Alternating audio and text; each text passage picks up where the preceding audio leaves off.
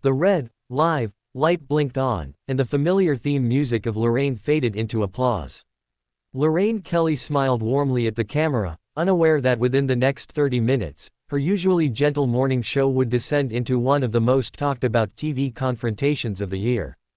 Good morning. Today we're joined by one of Britain's most beloved actors, Lorraine said brightly. An Oscar winner, a national treasure, please welcome Colin Firth. Colin walked onto the set to thunderous applause. Dressed simply in a navy blazer and open-collar shirt, he looked calm, polite, almost reserved. He waved modestly, shaking Lorraine's hand before taking his seat. But beneath that calm exterior, something was already simmering. The producers had booked Colin to promote his latest film, a quiet, emotionally heavy drama about political manipulation and moral compromise. It was meant to be a thoughtful conversation. What no one had told Colin was that the interview had been quietly restructured. The cue cards on Lorraine's desk told a different story. After a few light questions about filming and his career, Lorraine leaned forward, her tone shifting just slightly. Colin, she began gently, you've recently made headlines, not for a film, but for comments you made about British media and manufactured outrage. Some people felt those remarks were dismissive. Colin blinked once. I didn't dismiss anyone, he replied calmly. I criticized systems, not people. Lorraine smiled, but it didn't quite reach her eyes. Well, some viewers felt you were talking down to them, she said. Almost as if you believe ordinary audiences can't think for themselves. The temperature in the studio changed. Colin sat up straighter. That's not what I said. And frankly, it's not what I meant. Behind the cameras, a producer raised an eyebrow. This wasn't on the rehearsal notes. Lorraine pressed on. You said, and I'm quoting, that television debates are designed to provoke emotion rather than truth. Do you still stand by that? Yes, Colin said without hesitation. Absolutely. A murmur rippled through the studio audience. Lorraine laughed softly. Well, you are on a television debate show right now. Colin's lips tightened into a thin smile. Exactly. The laughter this time was nervous. Lorraine tilted her head. So you think this show manipulates emotion? I think, Colin said carefully, that when conversations are framed to create conflict instead of understanding, yes, that's manipulation. The word hung in the air.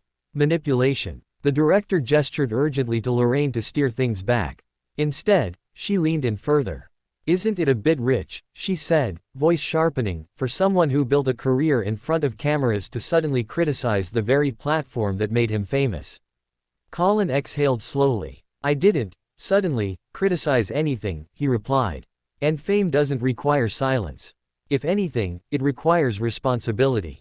The audience went quiet. Lorraine's smile vanished completely now.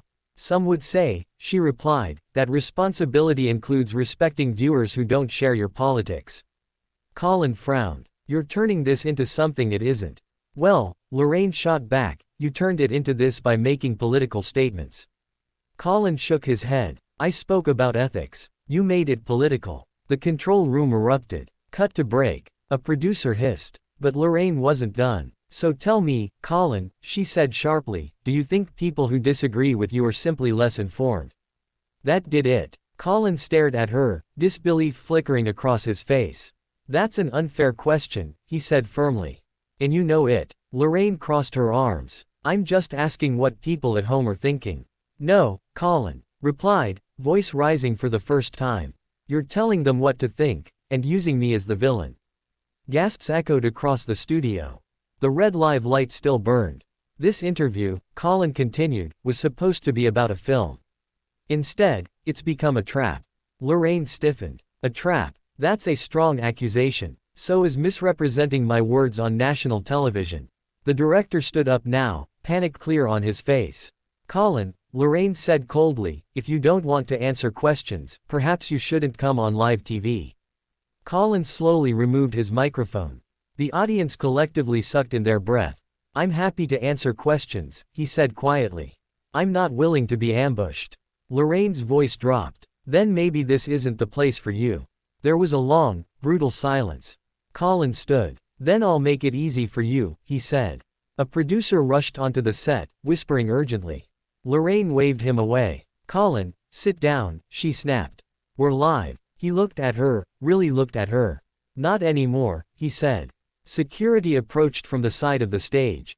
Lorraine turned to the camera, forcing a smile that cracked at the edges.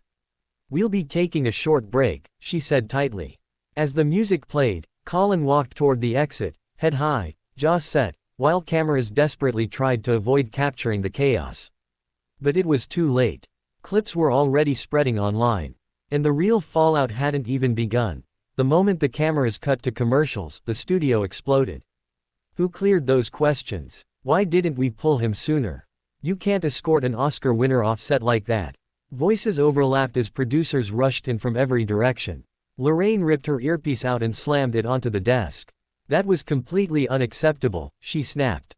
"He accused us of manipulation, Liv." Colin stood near the stage exit, coat in hand, surrounded by two flustered production assistants and a security guard who clearly didn't know where to stand, or whether he should even be there. "I warned you," Colin said calmly, his voice low but steady. "I asked for the outline. That wasn't it." A senior producer stepped forward. "Colin, with respect, this is daytime television. We ask topical questions." "You misquoted me," Colin replied. "Then cornered me with loaded language." Lorraine spun around. "Oh, don't be dramatic. You came in ready for a fight." Colin turned to her slowly. "No," he said. "I came in ready to talk about a film. You came in ready for a headline." The room went silent. For a split second, even Lorraine seemed unsure how to respond. Then she scoffed. "Please. You actors love playing the misunderstood intellectual." That was the moment several staff members later said everything irreversibly changed. Colin's expression hardened, not angry, but disappointed. "You know," he said quietly, "that's exactly the kind of dismissal I was talking about." He turned toward the producer. "I'm done here." As he walked down the corridor toward the green room exit, phones were already buzzing. Twitter, TikTok, YouTube Shorts, clips titled, "Colin Firth loses IT on Lorraine," and "Lorraine Kelly humiliates Oscar winner live," began multiplying by the second. Inside the control room, the ITV legal team was already being looped in. "This is bad," one executive muttered. "Really bad." Within 20 minutes, #Colin Firth was trending across the UK. But something unexpected was happening. The comments weren't against him. He was calm. She was aggressive. That was a setup. He handled it with class. Lorraine crossed a line today. By the time the show returned from break, Lorraine's usual warmth was gone. She rushed through the next segment, visibly shaken, mispronouncing a guest's name and skipping an entire cue. Viewers noticed. Backstage, Colin sat in his car while his publicist scrolled silently through her phone. "This is not what I expected," she finally said. "What's the read?" Colin asked. She turned the screen toward him. A respected media journalist had just tweeted. Colin Firth didn't storm off. He set boundaries. Big difference. Colin leaned back, closing his eyes briefly. "Good," he murmured. "Because that's exactly what happened." Meanwhile, inside ITV headquarters, panic was spreading. A hastily called meeting filled a glass-walled conference room. Executives watched the clip on mute as captions scrolled furiously underneath. "Advertisers are already asking questions," one said. "Lorraine's team says Colin was hostile. Public sentiment doesn't agree." The head of daytime programming rubbed his temples. "We cannot afford another backlash this quarter." Someone else spoke up. "Then we need a statement. Now." "But what kind?" "An apology would imply fault. A defense would fuel the fire."